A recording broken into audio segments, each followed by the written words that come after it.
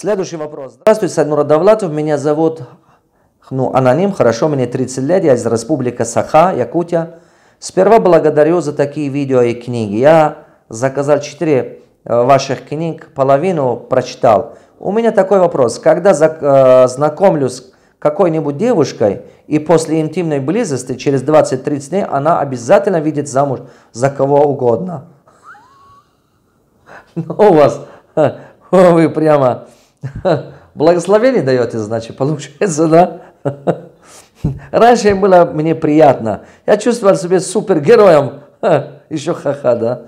Но теперь знакомился с очень красивой девушкой и боюсь потерять. Я не стал заниматься сексом, и она теперь не хочет дальнейшего общения. Что мне делать? Заранее благодарю.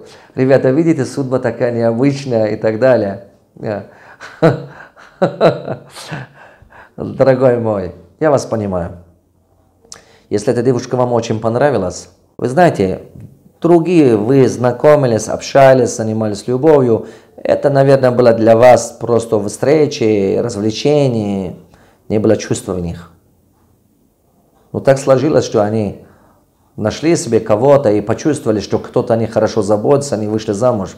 Но если эта девушка вам очень нравится и душой, вы сейчас говорите, что не занималась любовью, она не хочет общаться. Это неправда, что только от того, что вы не занимались, она не хочет общаться. Нет, это не так.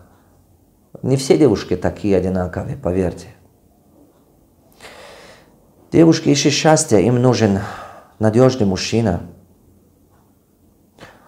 Будьте для него надежным, не навязывайте себя, позаботьтесь о ней. Просто будьте рядом, когда она нуждается, и не напрягая, не навязывая и так далее. У вас уже синдром бабника. Синдром бабника это такой, потому что когда побываешь с одного, с вторым, с третьим и так далее. А я хочу вам сказать, вы будете страдать от руках девушки. Вы что, думаете, что другие не плачут за вас? Среди этих девушек были, которые любили вас, но вы не заметили этого. И жизнь она такова, теперь вы будете плакать за тех девушек, которые вы потеряли. Поэтому, если вы любите ее, пожалуйста, мой совет к вам. Если она мудрая девушка, если она красивая девушка, если она умная, если она надежная, если видите, что она не врет вам, боритесь за нее.